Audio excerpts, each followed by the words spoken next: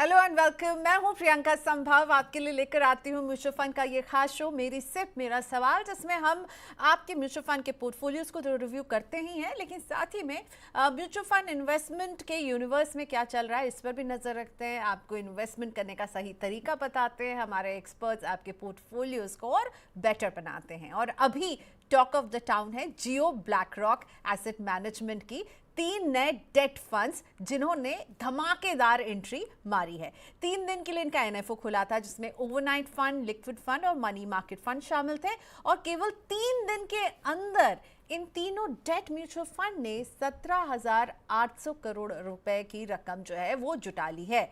आपको पता कितने इन्वेस्टर्स जुड़े हैं? 67,000 रिटेल इन्वेस्टर्स ने इन डेट फंड्स को चुना है और साथ ही में 90 इंस्टीट्यूशनल इन्वेस्टर्स ने भी इसमें निवेश किया है।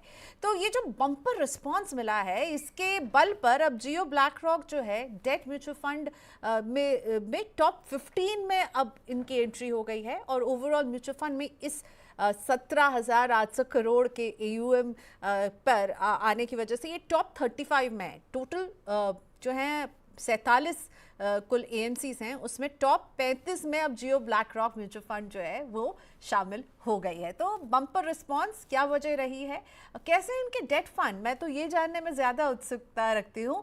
और क्या आपको इस डेट फंड में निवेश करना चाहिए, क्योंकि एनएफओ बंद होने का मतलब है कि अब आप इसमें निवेश शुरू कर सकते हैं। अब ये री इन्वेस्टमेंट के लिए खुल चुका होगा या खुलने वाला होगा। तो इन सब पर बात करते हैं। अल्फा कैपिटल के पार्टनर डॉक्टर मुकेश जिंदल मेरे साथ जुड़ चुके हैं। डॉक्टर मुकेश से हम समझने वाले हैं कि जियो ब्लैक रॉक में उन्हें क्या खास दिख रहा है और जो रकम इन्होंने इकट्ठा की है वो कितनी इनको लैंडमार्क लग रही है। मुकेश जी, स्वागत है आपका मनी 9 पर। बहुत शुक्रिया, आपने वक्त निकाला। ये जियो ब्लैक रॉक ने 17,800 करोड़ रुपए जो है अपने 3 इन स्कीम्स डेट फंड से इकट्ठा किए हैं। ये आपको कितनी बड़ी बात लग रही है?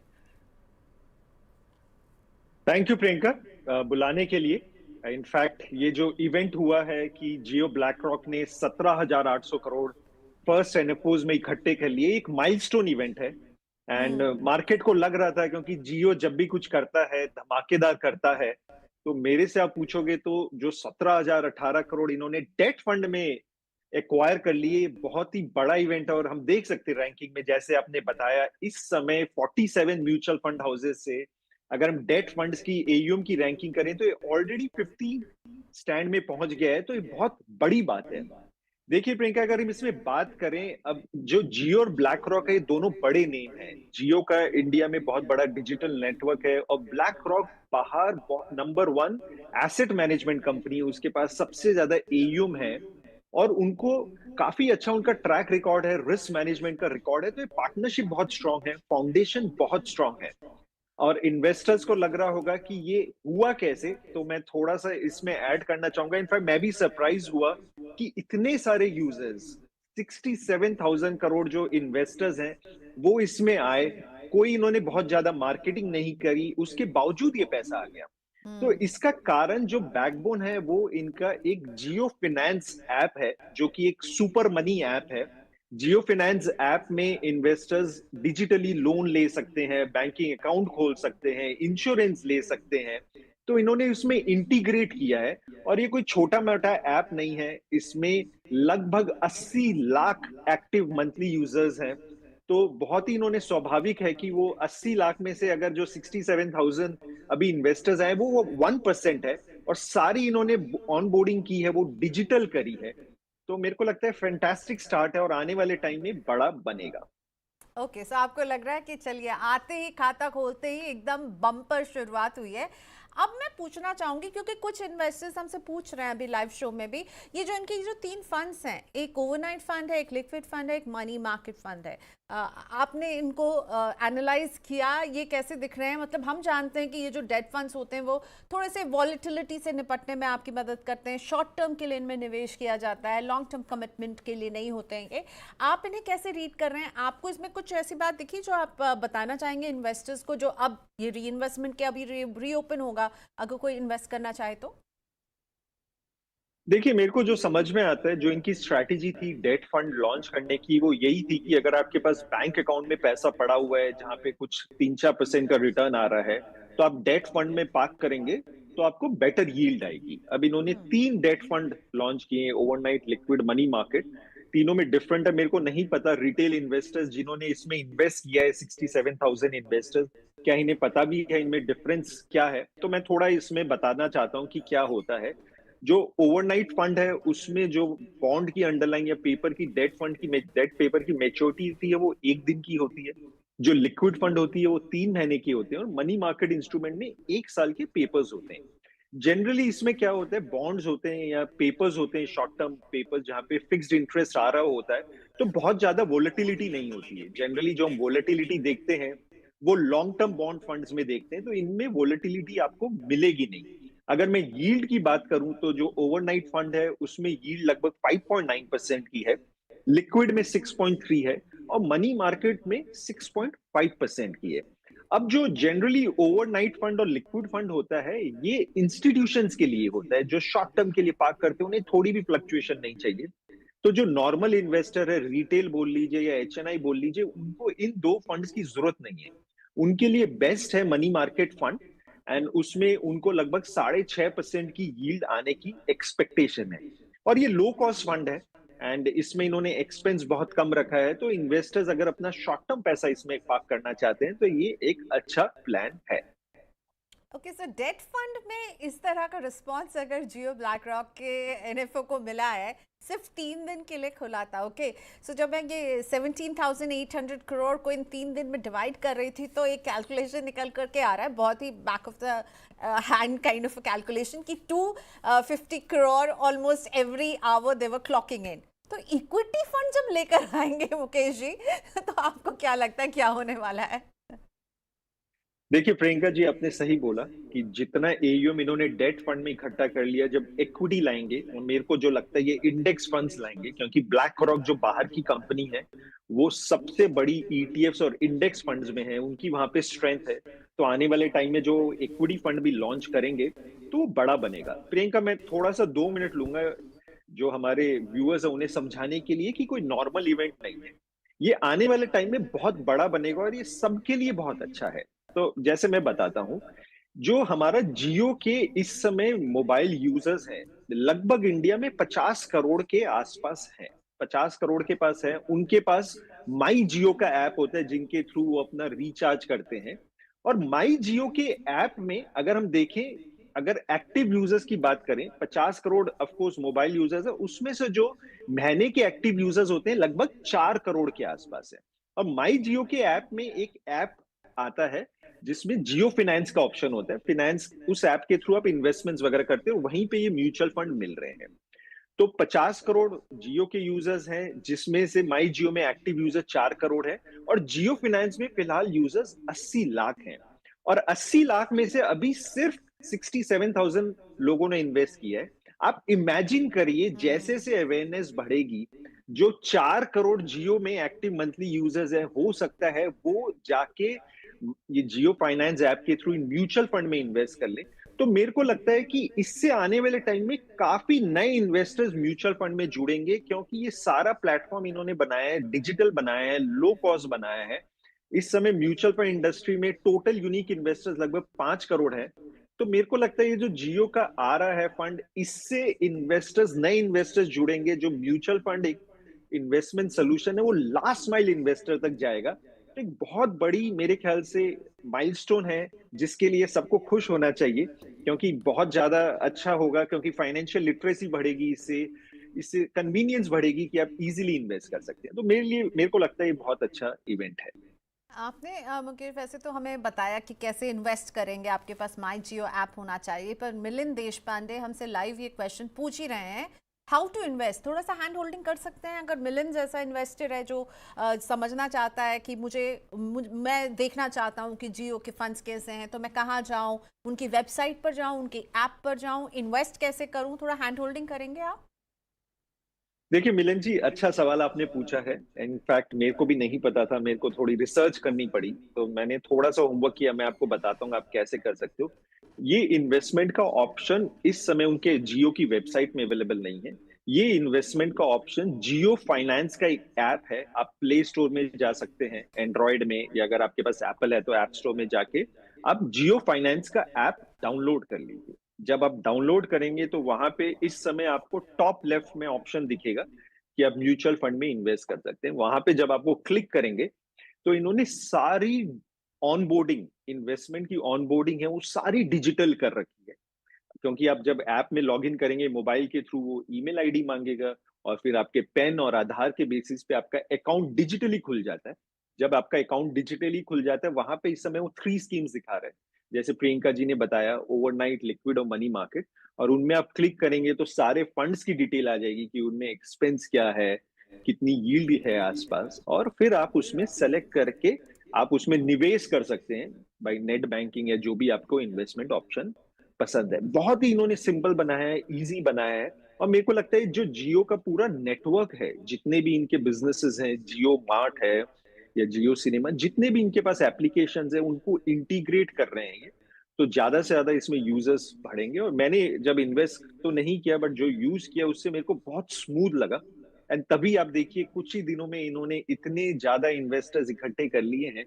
तो आप ट्राई करिए मिलन जी, आपको बहुत ही इजी लगेगा इन्वेस्ट करने के लिए। तो 67,000 इन्वेस्टर्स ऑलरेडी इनके डेट म्यूचुअल फंड में निवेश कर रहे हैं और अब इंतजार हम सभी की रहेगी इक्विटी में। वैसे मुकेश जी ने हिंट दिया है हमें कि इक्विटी में जब वो आएंगे तो पहला पैसिव फंड लेकर आएंगे, क्योंकि ब्लैक रॉक जो है उसकी पहचान यूएस के मार्केट में अपने पैसिव फंड्स और ईटीएफ्स के लिए है। तो वहां पर नजरें रहेंगी and I am sure Mukesh ji को फिर से लेकर आएंगे। मुकेश जी, आपने बोला कि आप जाइए उनके ऐप में और खुद से इन्वेस्ट कीजिए, ठीक है। तो इसमें जो एक रोल होता है बीच में फाइनेंशियल प्लानर्स का, डिस्ट्रीब्यूटर्स का, वो रोल तो फिर बहुत लिमिटेड हो जाएगा, राइट? मैं तो खुद जाऊंगी और खुद दे करके उनके वहां पे मुझे इन्वेस्ट करना, मुझे किसी और की मदद की जरूरत यहाँ पर नहीं होगी। देखिए प्रियंका जी, ये जो इन्वेस्टमेंट प्लेटफॉर्म जियो वाला दे रहे हैं, ये बहुत ही सिमिलर प्लेटफॉर्म है। अगर आप जीरोधा का देखिए, ग्रो का देखिए, वहां भी इन्वेस्टर्स जाके वहां पे स्कीम सेलेक्ट कर सकते हैं और इन्वेस्ट कर सकता है। जियो फाइनेंस में इस समय सिर्फ जियो की स्कीम्स अवेलेबल हैं। अब देखिए इन्होंने डेट फंड में 3 स्कीम्स लाए हैं, और आने वाले टाइम में ये अगर इक्विटी में लाएंगे तो सिर्फ एक स्कीम नहीं लाएंगे, बहुत टाइप की स्कीम्स लाएंगे।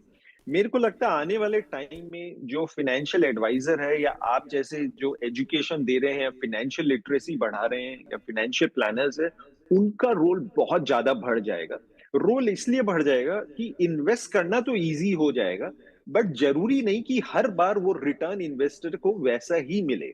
अब मान के चलिए लास्ट 5 इयर्स में अगर आप देखिए, मिड कैप स्मॉल कैप ने 30 to 35% पर एनम रिटर्न दिया है। तो काफी ऐसे इन्वेस्टर्स होंगे जो पास्ट परफॉर्मेंस देख के वो इन्वेस्ट करेंगे, और अगर अगर वो रिटर्न नहीं आएगी तो वो शायद डिसअपॉइंट हो जाए और बेच लें। या कई बार इन्वेस्टर क्या होता है, जब मार्केट गिरती है तो पैनिक करके बेच लेते हैं। तो वहां पे उन्हें हैंड होल्डिंग की बहुत ज्यादा जरूरत होती है। और हमने देखा है प्रियंका की डेटा भी बताता है कि डिजिटली जो कर रहे होते हैं, without any help, without any guidance, जब पैसिवली कर लिया तो जल्दी से वो एसआईपी भी स्टॉप कर देते हैं जब मार्केट रुकती है, और उनका रिटर्न भी लेस आ रहा होता है। तो मेरे को लगता है कि इससे इन्वेस्टर्स डेफिनेटली बढ़ेंगे, बट फाइनेंशियल लिटरेसी की कौन सी स्कीम्स में करें, कैसे स्कीम सेलेक्ट करें, और बेस्ट टाइम कैसे है, कब बेचें, गोल्ड प्लानिंग, इसमें बहुत बड़ा स्कोप बढ़ जाता है। और इस समय अगर मैं बात करूं तो फाइनेंशियल एडवाइजर्स बहुत कम है इंडिया में, एजुकेशन स्प्रेड करने वाले बहुत कम है। ओके, चलिए तो अब हम बढ़ते हैं अपने पोर्टफोलियोज की तरफ। जियो ब्लैक रॉक को तो भाई बधाई कह सकते हैं, इतना अच्छा ही हुआ, उन्होंने अपने पहले ही तिगड़ी स्कीम्स के साथ निकाल दिया है। और अब नजरें रहेंगी कि अगला स्टेप क्या होता है। But good start, we can say that. Mukesh ji भी अग्री करते हैं मेरे साथ कि लैंडमार्क है ये, right? Mukesh ji, you agree with me? Good start. Absolutely, बिल्कुल good start, and I am very excited about it. Yes, हम भी बहुत एक्साइटेड है एज इन्वेस्टर, एज समवन जो कि म्यूचुअल फंड अवेयरनेस शो करते हैं कि भाई आगे ये क्या लेकर के आते हैं, क्योंकि हम सब चाहते हैं वही जो जियो ब्लैक रॉक भी करना चाहते हैं, वो कि ज़्यादा इन्वेस्टर्स जुड़े। हमारे देश की जितनी जनसंख्या है उसमें अगर 5 करोड़ यूनिक इन्वेस्टर्स ही निवेश कर रहे हैं तो एक बहुत बड़ा गैप है, उसको फिल करने में ये एक इंपॉर्टेंट रोल निभा सकते हैं। ऑलराइट, अब हम पोर्टफोलियोज की तरफ बढ़ेंगे। आप अपने पोर्टफोलियोज हम तक कैसे पहुंचाएं, एक क्विक रिमाइंडर आपको दे देते हैं। आई एम श्योर आपको पता है, फिर भी मुकेश जी से अगर आप अपना सवाल पूछना चाहते हैं अभी के अभी तो आप हमें व्हाट्सएप कर सकते हैं 9311211874 पर। ईमेल अगर करेंगे तो और भी बेटर है, ये ईमेल मैं सीधा एक्सेस करती हूँ तो money9query@tv9.com मुझे रीच करने का ये सबसे बेस्ट तरीका है। और आप अपने क्वेश्चंस भी बहुत अच्छे से डिटेल में यहाँ पर दे पाते हैं, हमें पढ़ने में भी बहुत आसानी होती है। इसके अलावा आप हमें फेसबुक पर, यूट्यूब के कमेंट बॉक्स पर अपने क्वेश्चन भेजिए, ट्विटर पर यानी एक्स पर फॉलो करते हैं तो वहाँ कीजिए। और आपको पता ही होगा कि हम अब लेकर आए हैं मनी9 प्राइम, जिसमें आप मेंबर बन सकते हैं। 3 स्कीम्स हैं, इकोनॉमी, स्टैंडर्ड, VIP। और अगर आप इन तीनों में से किसी का भी सब्सक्रिप्शन जो आपको कंफर्टेबल लगे लेते हैं तो हम आपके क्वेश्चन को प्रायोरिटी में अपने शो में भी शामिल करेंगे। तो ज़रूर जुड़िएगा, क्योंकि यहाँ बात सिर्फ ये नहीं कि हम आपको सवाल आपके प्रायोरिटी में लेंगे, बात ये है कि हम आपको इस अपने मनी9 प्राइम के सब्सक्रिप्शन में बहुत सारी एडिशनल इंफॉर्मेशन, जानकारी दे रहे हैं और एक्सपर्ट्स को आप यहाँ पर एक्सक्लूसिवली सुन पाएंगे। हमारे कॉन्क्लेव, हमारे समिट में आप विशेष अतिथि बन करके भी आ सकते हैं। तो इंतज़ार रहेगा, बनिए हमारे मेंबर्स और हमारे शो का हिस्सा बनिए, हमारे मनी9 के परिवार का हिस्सा बनिए। चलिए अब क्वेश्चन लेते हैं, और पहले मैं आज अपने YouTube परिवार का सवाल पहले लूँगी, क्योंकि बहुत लोग मुझसे पूछ रहे कि प्रियंका हमें लग रहा था आप आएंगी नहीं। नहीं, मैं कहाँ गई थी, मैं बस कुछ दिनों के लिए छुट्टी पे गई थी and I am back at your service. तो चलिए ठाकुर साहब जी का पहला सवाल लेते हैं जो हमें YouTube पर आया है। ठाकुर साहब जी ने बताया कि 5 म्यूचुअल फंड है जिसमें वो निवेश कर रहे हैं, 4,000 रुपए हर स्कीम में डाल रहे हैं। निपॉन का लार्ज कैप होल्ड करते हैं, 4,000 की सिप यहाँ पर। कोटक का मल्टी कैप जिसमें 4,000 की सिप है। बंधन का स्मॉल कैप और पराग पारिक का फ्लेक्सी कैप है। साथ ही में मोतीलाल ओसवाल का लार्ज एंड मिड कैप है। तो 5 स्कीम 4,000 रुपए हर में डाल रहे हैं, 20,000 की सिप कर रहे हैं। 25 साल का नजरिया है, बहुत अच्छे लॉन्ग टर्म नजरिया है। 10% से टॉप अप करेंगे। गोल जो ठाकुर जी अचीव करना चाहते हैं वो है 5 से 6 करोड़ का। आपको क्या लग रहा है, आप इनके जो स्कीम्स हैं वो कैसी हैं, और नजरिया जो है 25 साल का है, 10% के टॉप अप के साथ 5 से 6 करोड़ अचीवेबल लग रहा है आपको मुकेश? देखिए प्रियंका, अगर हम ठाकुर साहब के पोर्टफोलियो की बात करें तो मेरे को लगता है इन्होंने स्कीम्स काफी अच्छी सेलेक्ट की है, इन द सेंस स्ट्रैटेजी अच्छी बनाई है, क्योंकि इन्होंने लार्ज कैप लिया है, एक मल्टी कैप भी लिया है, स्मॉल कैप लिया है, पराग पारिक फ्लेक्सी कैप भी लिया है और मोतीलाल का large and mid cap fund लिए। ये पांचों स्कीम्स अच्छे ट्रैक रिकॉर्ड है, इनके फंड मैनेजर अच्छे हैं। और कॉम्बिनेशन की अगर हम बात करें तो इन्होंने स्मॉल कैप भी लिया है, लार्ज एंड मिड कैप भी लिया है। एक इसमें मैं जो चेंज करना चाहूंगा, जो इन्होंने निपॉन लार्ज कैप लिया है उसकी जगह मैं एक एक्सिस का निफ्टी 100 इंडेक्स फंड लेना चाहूंगा। उसका रीजन ये है कि आने वाले टाइम में मेरे को नहीं लगता कि जो लार्ज कैप के एक्टिव फंड मैनेजर्स हैं वो इंडेक्स को बीट कर पाएंगे। तो पैसिव फंड लार्ज कैप के लिए मेरे को बेस्ट लगते हैं। तो निपॉन लार्ज कैप को अगर ये निफ्टी 100 जो कि इंडिया की टॉप लार्ज 100 कंपनीज में इन्वेस्ट करते हैं, अगर मैं इंडेक्स की बात करूं तो जो सेबी की डेफिनेशन है टॉप 100 लार्ज कैप कंपनीज मानी जाती है, तो ये एक्सेस का निफ्टी 100 एग्जैक्टली उसी इंडेक्स को रेप्लिकेट करेगा। और सिंस ये पैसिव फंड है तो ये लो एक्सपेंस भी होता है, तो इससे रिटर्न हमारे और बेटर हो सकते हैं। तो ये 5 फंड मेरे को परफेक्ट लगता है। अच्छी बात यह है कि ठाकुर साहब ने जो है 20 से 25 साल का टाइम होराइजन बोला है। सिंस टाइम होराइजन लंबा है और अगर ये अपने पोर्टफोलियो में थोड़ी एग्रेसिवनेस डालना चाहते हैं और ये अगर वोलेटिलिटी से कंफर्टेबल है तो मैं इनको एक और सजेशन देना चाहूंगा। एक इंडेक्स है मोतीलाल का माइक्रो कैप 250 इंडेक्स फंड। ये नॉर्मली इंडेक्स बहुत वोलेटाइल होता है, गिरता बहुत ज्यादा है पर चढ़ता भी सबसे ज्यादा है। और लास्ट 5 इयर्स की इसकी कैगर 45% है, बट अभी जब मार्केट गिरा तो गिरा भी काफी था। क्योंकि टाइम होराइजन 20 साल है तो मेरे को लगता है माइक्रो कैप ये ऐड करना अगर चाहते हैं कि स्कीम ऐड करें तो ये एक ऐड कर सकते हैं। बट अदरवाइज आई थिंक इनका पोर्टफोलियो सही है, ये करते रहे। और सिंस ये टॉपअप भी कर रहे हैं एंड एवरी ईयर जो स्टेप अप एसआईपी है वो 10% करेंगे, तो मेरे को लगता है डायरेक्शन सही है। तो इनको करते रहेंगे तो इनके गोल पूरे होने चाहिए। ओके, सो एक इंडेक्स फंड आप ऐड कर सकते हैं, अदरवाइज आपका नज़रिया अच्छा है, टॉप अप आप करने वाले हैं और अभी ऐसा ही लग रहा है कि आप का जो गोल है 5 से 6 करोड़ आप अचीव कर लेंगे with top up, which is very important. Best of luck with your investment Thakur ji. चलिए अगला सवाल पूछने के लिए हमारे व्यूअर हमारे साथ लाइव जुड़ रहे हैं। जसविंदर जी मेरे साथ हैं, जानते हैं कहाँ से फ़ोन कर रहे हैं, क्या करते हैं। जसविंदर जी नमस्ते, स्वागत है मनी 9 पर। जसविंदर आप मेरे साथ हैं? हेलो। जसविंदर जी से बात नहीं हो पा रही है। चलिए जसविंदर जी का पोर्टफोलियो हम लेकर आते हैं। जसविंदर जी के पोर्टफोलियो में है निपॉन इंडिया का स्मॉल कैप 2500 का निवेश, टाटा का स्मॉल कैप 500 रुपए की सिप कर रहे हैं, मोतीलाल के मिड कैप में 3000 की सिप कर रहे हैं, UTI Nifty 50 index fund hold करते हैं 4000 की सिप यहाँ पर कर रहे हैं जसविंदर। जेएम के फ्लेक्सी कैप में 3500 की सिप है, आईसीसीआई प्रू के मल्टी एसेट फंड में 2500 की सिप है और ये कुल मिला के 16,000 रुपए की सिप जसविंदर जी कर रहे हैं। जसविंदर हमारे साथ जुड़ चुके हैं। हेलो जसविंदर जी, स्वागत है मनी 9 पर। नमस्कार मैम। नमस्ते। आपका पोर्टफोलियो मैंने रीड आउट कर लिया है। 2 स्मॉल कैप है, एक मिड कैप है, एक इंडेक्स फंड है, एक फ्लेक्सी कैप है और मल्टी एसेट फंड भी है। थोड़ा सा बताइए क्या करते हैं आप जसविंदर जी और कितने समय तक इन्वेस्टमेंट करने का इरादा है, क्या गोल है? मैम मैं आर्मी में जॉब करता हूँ और 1 साल से इसमें मैम इन्वेस्ट कर रहा हूँ। ओके, और कहाँ से जुड़े हुए? आर्मी में काम करते हैं, तो पोस्टिंग अभी आपकी कहीं पर है? जी मेरठ में हूँ मैम। मेरठ में है। तो 10 से 15 साल आपने लिखा है जसविंदर जी कि आप करेंगे और टारगेट 2 करोड़ आप अचीव करना चाहते हैं 10 से 15 साल में, राइट? जी। और ये पुराना निवेश नहीं है, पिछले साल ही शुरू किया आपने? जी मैम।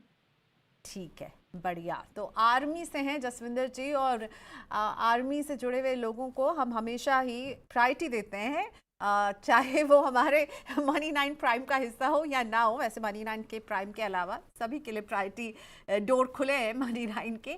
पर जसविंदर जी ने अभी अभी निवेश शुरू किया है, आपको कैसा लग रहा है इनका पोर्टफोलियो? मतलब मुझे सिर्फ लग रहा है कि इन्होंने 2 स्मॉल कैप रखा है, पर हाँ लंबा समय भी देने वाले 10 से 15 साल। Are you comfortable Mukesh ji Jaswinder जी के 2 स्मॉल कैप रहने से और एक मिड कैप है भी है इनके पास? प्रियंका, अगर हम जसविंदर जी की पोर्टफोलियो की बात करें तो जसविंदर जी आर्मी से हैं, तो धन्यवाद उनको कि उन्हें वो टाइम निकाल के हमें दे रहे हैं कि उनका हम पोर्टफोलियो रिव्यू करें। जैसे प्रियंका ने बोला, आर्मी के लोग हमारे लिए हमेशा स्पेशल होते हैं और जनरली आर्मी में क्या होता है कि उनका पैसा सारा क्योंकि सेफ इन्वेस्टमेंट्स में होता है जनरली और पेंशन आ रही होती है, तो वो रिटर्न उसके जो अगर हम उनके इन्वेस्टमेंट पोर्टफोलियो में देखें तो सेफ रिटर्न ही कमा रहे हैं।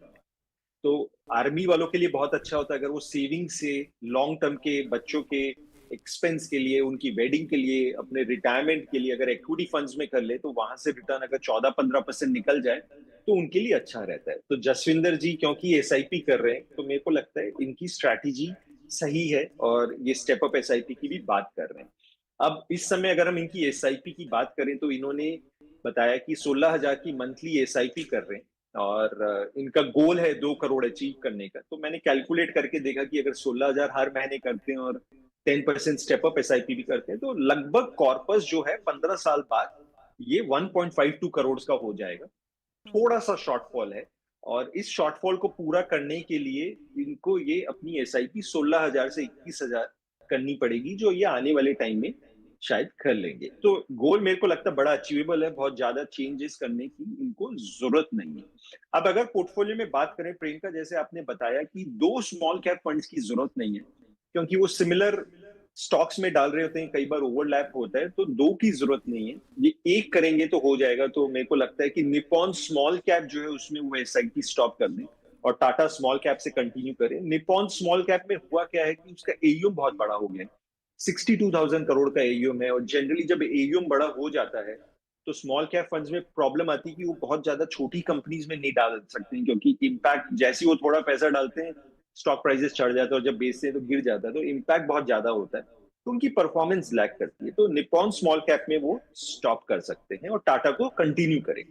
एक और चेंज मैं करना चाहूंगा कि इनके पास जीएम का फ्लेक्सी कैप फंड है जो कि बहुत अच्छा नहीं कर रहा है, अंडर परफॉर्म कर रहा है। तो एक मैं इंडेक्स फंड करना चाहूंगा जो कि एचडीएफसी का बीएससी 500 इंडेक्स फंड है। बीएससी 500 इंडेक्स फंड मेरा फेवरेट इंडेक्स फंड है।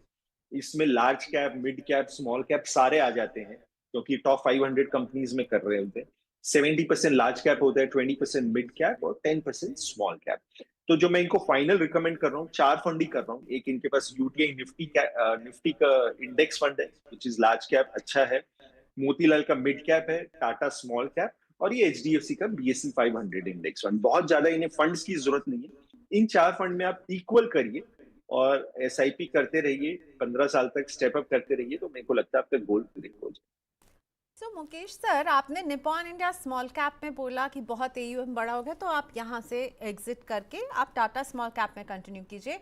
और जसविंदर जी के पास एक मल्टी एसेट भी आईसीआईसीआई ब्रू का, क्या उसे भी बंद कर दें और केवल वो 4 स्कीम्स जो आपने चुनी है वो सही नहीं, आईसीआईसी का मल्टी एसेट भी कंटिन्यू कर सकते हैं, वो भी आप 5 स्कीम कंटिन्यू कर सकते हैं। 5 scheme, Tata small cap, Motilal का मिड कैप, यूटीआई निफ्टी 50, एक और इंडेक्स फंड जो आपके पोर्टफोलियो में हो सकता है, जो सुझाव देना है Mukesh ji, HDFC BSc 500 index fund और आईसीआईसीआई प्रूडेंशियल का multi asset fund. Please continue in that. तो 5 स्कीम जसविंदर जी, और आपने कहा 10 से 15 साल लंबा समय होता है। आई एम श्योर आपको बीच में फिर से रिव्यू की जरूरत पड़ेगी, तो मनी 9 देखते रहिएगा और मनी 9 के यूट्यूब चैनल को सब्सक्राइब भी कर लीजिएगा। तृप्ता अहलूवालिया मुझे कह रही हैं कि मैं वीआईपी मेंबर हूँ। Thank you so much Tripta for this confidence on us. क्या मैं अपना पोर्टफोलियो मेल कर सकती हूँ? प्लीज़ तृप्ता मेल कीजिए, आपका मेल सीधा मेरे पास पहुँचेगा। money9query@tv9.com ये है email ID. So please mail कीजिए। आज अगर आप अभी मेल कर देंगे अगले 1 घंटे में, मैं कल के शो में आपके क्वेश्चन को जरूर लूंगी। आपके सामने हमारी email ID money9query@tv9.com। Tripta thank you, जरूर मेल कीजिएगा, आपके क्वेश्चन का इंतजार रहेगा तृप्ता। ऑल राइट, अब हम अगला सवाल लेते हैं। अगला सवाल मैं वसीम शेख जी का पिक कर रही हूँ। वसीम शेख जी ने हमें सुपर चैट के जरिए कॉन्टैक्ट किया है और वो कह रहे हैं कि वो 10 लाख रुपए का लमसम इन्वेस्टमेंट करना चाहते हैं और 20 साल तक फिर उससे एसडब्ल्यूपी करेंगे। इनकी एज अभी 37 है। 20 साल तक एसडब्ल्यूपी इससे करना है, 10 लाख का लमसम इनको करना है, तो कहाँ किया जाए? देखिए प्रियंका, हेलो। हाँ, यस, हेलो, बोले। हाँ। तो वसीम जी का मेरे को वसीम जी का रिस्क प्रोफाइल नहीं पता कि वो कंजर्वेटिव है कि मॉडरेट है कि एग्रेसिव है, क्योंकि रिस्क प्रोफाइल जानना जरूरी हो जाता है। रिस्क प्रोफाइल से पता चलता है कि इन्वेस्टर कितनी वोलेटिलिटी हैंडल कर सकता है। अब मान के चलिए, मैं मान के ये एज्यूम करूं कि वो एक एग्रेसिव इन्वेस्टर है और सारा पैसा अगर इक्विटी में डाल दूं, हाँ 20 साल के लिए तो अच्छा है, इक्विटी कंफर्टेबल है। बट कई बार इक्विटी में प्रॉब्लम क्या आती है कि शॉर्ट टर्म वोलेटिलिटी आ सकती है। शॉर्ट टर्म वोलेटिलिटी मान के चलिए शॉर्ट टर्म में 25-30% मार्केट गिर गई, तो उस समय वसीम जी कितने कंफर्टेबल होंगे वो वोलेटिलिटी से, वो जानना बहुत इंपॉर्टेंट हो जाता है। क्योंकि कई बार इन्वेस्टर्स पैनिक कर जाते हैं, उनके दिमाग में होता है हाँ ये 20 साल का है, बट जैसे ही थोड़े वो लॉसेस देखते हैं तो वो पैनिक करके बेच देते हैं, और वो सबसे बड़ा उनका वर्स्ट डिसीजन होता है, क्योंकि जो लॉस टेम्पररी होता है वो परमानेंट हो जाता है। तो इस केस में, वसीम जी के केस में, मुझे नहीं पता ये कंजर्वेटिव है कि मॉडरेट है कि एग्रेसिव है, बट क्योंकि ये यंग है और इनका टाइम होराइजन लंबा है, तो मेरे को लगता है एग्रेसिव पोर्टफोलियो सही रहेगा। बट उसमें थोड़ा सा अगर ये होमवर्क कर लें कि क्या इनके लिए सूटेबल प्रोफाइल है, तो एडवाइस बेटर होगी। बट अगर एग्रेसिव के लिए इनको पोर्टफोलियो सेलेक्ट करना होगा, तो जो मैं इनको रिकमेंड करूंगा, मैं इनको इस समय सिर्फ 4 फंड रिकमेंड करूंगा जो ये बराबर कर सकते हैं। एक ये एचडीएफसी का बीएससी 500 इंडेक्स फंड कर ले, एक पराग पारी का फ्लेक्सी कैप कर ले, एक मोतीलाल का मिड कैप कर ले और बंधन का स्मॉल कैप कर ले। चारों में बराबर कर ले। इसमें मैंने लार्ज, मिड, स्मॉल ले लिया। और इसमें डिप्लॉयमेंट के लिए क्या करेंगे कि 3 लाख आप लमसम डाल दीजिए, और जो 7 लाख है वो सिस्टमैटिक ट्रांसफर के थ्रू नेक्स्ट 10 मंथ्स में डिप्लॉय करिए, क्योंकि मार्केट वोलेटाइल है, चढ़ी भी हुई है, तो एवरेज एंट्री हमें मिल जाएगी। ओके, चलिए अगला क्वेश्चन शोएब जी का ले रही हूँ मैं। मैंगलोर से हैं शोएब, और शोएब जी के पोर्टफोलियो में है निप्पॉन इंडिया का लार्ज कैप, जिसमें शोएब 10,000 की सिप कर रहे हैं। पराग पारेख का फ्लेक्सी कैप, इसमें भी 10,000 की सिप कर रहे हैं। एचडीएफसी के मिड कैप में 5,000 की सिप कर रहे हैं। मोतीलाल ओसवाल के मिड कैप में 5,000 की सिप चल रही है। मोतीलाल ओसवाल का ही माइक्रो कैप इंडेक्स फंड भी होल्ड करते हैं, जिसमें 3,000 की सिप कर रहे हैं। तो शोएब जो हैं वो 33,000 रुपए की सिप हर महीने कर रहे हैं। 12 साल तक करने का इरादा है। पूछ रहे हैं कि ये पोर्टफोलियो कैसा लग रहा है, और साथ ही में 10 लाख रुपए का लमसम निवेश भी करना चाहते हैं। और सिप में कोई बदलाव जो चल रही है सिप वो सही है। मुकेश जी, आपका व्यू शोएब के पोर्टफोलियो पर? देखिए प्रियंका, अगर हम शोएब जी का पोर्टफोलियो देखें, अभी फिलहाल ये 33,000 की एसआईपी कर रहे हैं, और अगर ये एसआईपी को कंटिन्यू करते हैं तो आने वाले टाइम में पोर्टफोलियो 12 साल में 1.2 करोड़ का हो जाएगा। एक अच्छा कॉर्पस बन जाता है। भले ही एसआईपी अमाउंट ग्रेजुअली अभी छोटा है, बड़ा धीरे धीरे करेंगे एसआईपी, तो 1.2 करोड़ का इनका कॉर्पस बन जाता है। अब अगर मैं इनकी स्कीम्स की बात करूं तो इन्होंने पोर्टफोलियो बहुत अच्छे से बनाया है। वैसे एक लार्ज कैप लिया है निपॉन का, जो कि एक अच्छा फंड है। पराग पारिक फ्लेक्सी कैप लिया है। दो मिड कैप फंड लिए हैं, HDFC mid cap and Motilal का मिड कैप, और एक माइक्रो कैप इंडेक्स फंड लिया है। इसमें मैं एक चेंज करना चाहूंगा कि इनको दो मिड कैप फंड्स की जरूरत नहीं है। नॉर्मली मिड कैप के लिए आप अगर एक फंड भी कर लें तो आपके लिए इनफ है, दो की जरूरत नहीं है। और मोतीलाल मिड कैप में और एचडीएफसी मिड कैप में मेरे को मोतीलाल मिड कैप ज्यादा अच्छा लगता है। उसकी परफॉर्मेंस भी अच्छी है, फंड मैनेजमेंट टीम इस समय अच्छी है, और उसका एयूएम भी फिलहाल छोटा है। एचडीएफसी मिड कैप की टीम भी बहुत अच्छी है, उनके फंड मैनेजर भी अच्छे, बट कॉर्पस बहुत बड़ा हो गया। और मिड कैप स्मॉल कैप में जरूरी होता है कि हम उस फंड में ना करें जहां एयूएम ज्यादा होता है, क्योंकि जब वो मिड कैप स्मॉल कैप जो छोटिया कंपनी होती है उसमें ज्यादा पैसे जैसी करने जाते हैं तो उनको वो सही प्राइस नहीं मिल पाता, वो स्टॉक के प्राइस बढ़ जाते हैं, जिसको हम इम्पैक्ट रिस्क भी कहते हैं। तो मेरे को लगता है ये एचडीएफसी मिड कैप में अपनी एसआईपी स्टॉप कर सकते हैं। अब इनके पोर्टफोलियो में इन्होंने स्मॉल कैप नहीं लिया, माइक्रो कैप लिया, जो स्मॉल कैप से भी नीचे आता है। तो एक मैं इनको सजेस्ट करूंगा कि ये स्मॉल कैप ऐड करें, और स्मॉल कैप के लिए बंधन का स्मॉल कैप ऐड कर सकते हैं। तो एक ही चेंज है, एचडीएफसी मिड कैप में एसआईपी बंद करके आप बंधन के स्मॉल कैप में ऐड करिए। इन्होंने एक और क्वेरी करी कि जो 10 लाख वो इन्वेस्टमेंट है वो हम कैसे करें। अगर ये इक्विटी में पैसा डालना है लॉन्ग टर्म के हिसाब से 10-12 साल के लिए डालना है तो टाइम अच्छा है। 10 लाख में से आप 3 लाख लमसम डाल दीजिए, और जो बाकी 7 लाख है वो नेक्स्ट 10 मंथ्स में डिप्लॉय करिए थ्रू सिस्टमैटिक ट्रांसफर। पहले आप 7 लाख डेट फंड में डालेंगे, और वहां से इंस्ट्रक्शन दे देंगे कि एवरी मंथ 70,000 इक्विटी फंड में चला जाए, तो 7 लाख आपके 10 मंथ्स में डिप्लॉय हो जाते हैं। प्रियंका, मैं इसमें 1 मिनट लेना चाहूंगा बताने के लिए कि मैं ऐसा क्यों कर रहा हूँ। 10 लाख कई बार जैसे इन्वेस्टर्स के पास कहीं से विंडफॉल आया, लमसम आया, मैं नहीं रिकमेंड कर रहा है एक बार में डालें, क्योंकि देखिए मार्केट का at any point of time दो सिनेरियो हो सकते हैं। या तो मार्केट चढ़े, या हो सकता है वोलेटाइल रहे या गिरे, यही सिनेरियो है। अब मैं रिकमेंड करता हूं कि 10 में से कुछ हम लमसम डाल दें, इसलिए डाल दें कि अगर मार्केट चढ़ती है तो हमें उससे बेनिफिट मिले।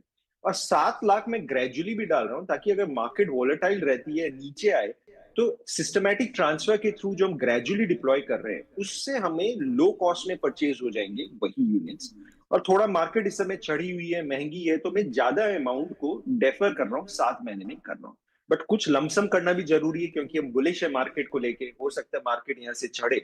तो ये इनको रिकमेंडेशन है। Alright, so Shoaib ji, I hope सारा कंफ्यूजन आपका दूर हो गया होगा। अगला पोर्टफोलियो जितेंद्र सिंह जडेजा जी का लेकर आ रहे हैं। जितेंद्र जी 15,000 रुपए की सिप कर रहे हैं। पराग पारिक के फ्लेक्सी कैप में 5,000 की सिप करते हैं। एचडीएफसी के फ्लेक्सी कैप फंड में 4,500 की सिप है। एसबीआई के ब्लू चिप फंड में 2,000 की सिप कर रहे हैं। एचडीएफसी स्मॉल कैप में 1,500 की सिप। आईसीसीआई के मल्टी एसेट फंड में 2,000 की सिप कर रहे हैं। अभी इनकी म्यूचुअल फंड पोर्टफोलियो की वैल्यू जो है वो 11 लाख पर पहुंच गई है। इसके अलावा ये 15 साल तक निवेश करेंगे। सुकन्या समृद्धि योजना में 3,000 रुपए हर महीने कर रहे हैं, तो 4 लाख रुपए यहाँ जमा हो चुके हैं, प्लस 3,000 रुपए हर महीने पीपीएफ में कर रहे हैं, जहाँ 2 लाख रुपए उनको जमा हो चुके हैं। और स्टॉक्स में भी इनका इन्वेस्टमेंट है। तो 17 साल तक अगर ये इस तरह से निवेश करते रहें तो कितने कॉर्पस पर पहुंच सकते हैं? मुकेश जी। देखिए, जितेंद्र जी ने पोर्टफोलियो काफी अच्छा डाइवर्सिफाइड बनाया है। वो म्यूचुअल फंड में भी कर रहे हैं, पीपीएफ में भी कर रहे हैं, सुकन्या समृद्धि में भी कर रहे हैं, कुछ स्टॉक में भी कर रहे हैं, और अच्छी चीजें उन्होंने पूरा पोर्टफोलियो शेयर किया है। क्योंकि जब एडवाइजर आपको रिकमेंड करता है तो पूरी पिक्चर होती तो ऑलवेज बेटर होता है। अब अगर इनके हम पोर्टफोलियो की बात करें, क्योंकि ये एसआईपी म्यूचुअल फंड में 15,000 की कर रहे हैं, जिसकी वैल्यू करंट फिलहाल एग्जिस्टिंग पोर्टफोलियो की 11 लाख हो गई है। अगर मैं मान के चलूं कि नेक्स्ट 15 साल में 14% का रिटर्न निकलेगा मार्केट से, तो ये म्यूचुअल फंड का पोर्टफोलियो आगे जाके 15 साल में 1.67 करोड़ का हो जाएगा। ये 3,000 का रुपए की इन्वेस्टमेंट जो है पीपीएफ में कर रहे हैं, जो कि 15 साल में लगभग 19 लाख का हो जाएगा, और सुकन्या समृद्धि में भी 3,000 कर रहे हैं, वहां पे पोर्टफोलियो लगभग 12 लाख का हो जाता है। और कुछ इनके पास शेयर्स है 1 लाख का जो कर रहे हैं, वो 15 साल में अगर 14% का रिटर्न मानूं तो लगभग 7 लाख बन जाता है।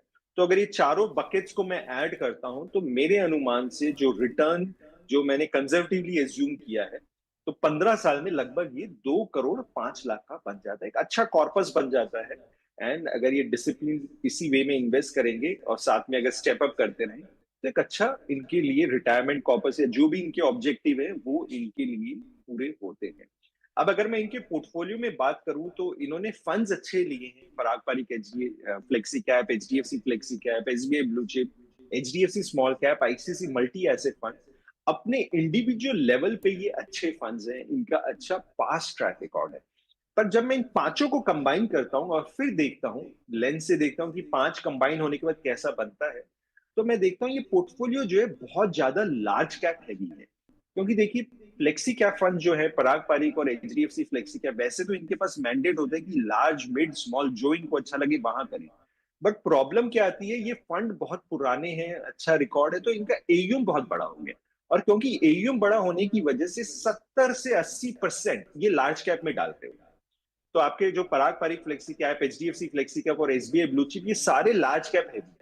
तो मेरे को लगता है कि लार्ज कैप ठीक है, आपके लिए स्टेबिलिटी लाती है, बट थोड़ा सा अगर हम रिस्क भी लें मिड स्मॉल में, क्योंकि आपका टाइम होराइजन 15 साल का है, तो रिटर्न हम बेटर कर सकते हैं। तो इसमें मैं एक चेंज करना चाहूंगा, मैं चेंज ये करना चाहूंगा कि इनको रिकमेंड करूंगा, एसबीआई ब्लू चिप में आप अपनी एसआईपी स्टॉप कर दीजिए और उसकी जगह आप इन्वेस्को का मिड कैप फंड ऐड कर सकते हैं।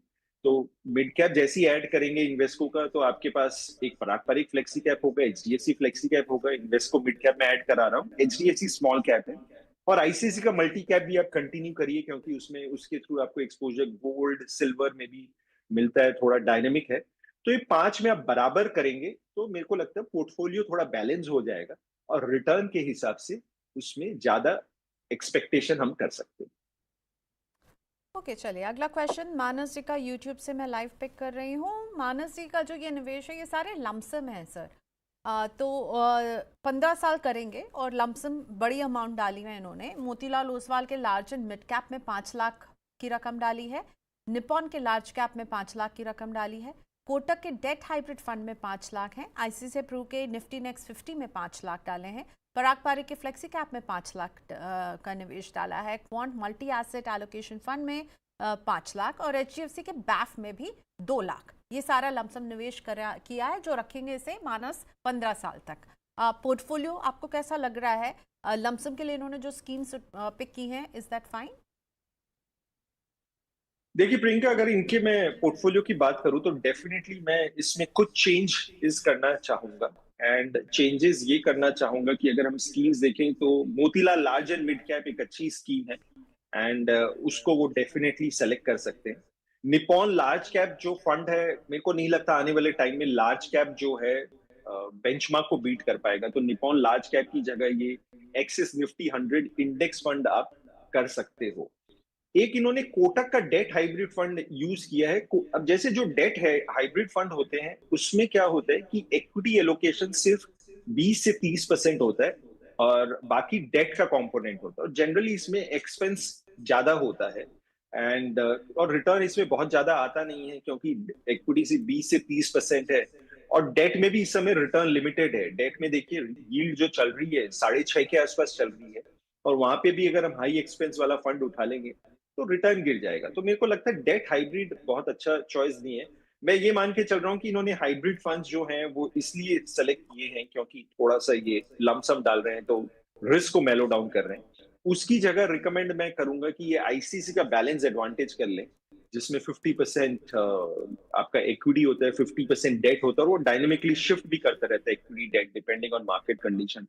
तो वो आप अपने जो डेट हाइब्रिड है उसकी जगह आप ऐड कर सकते हैं।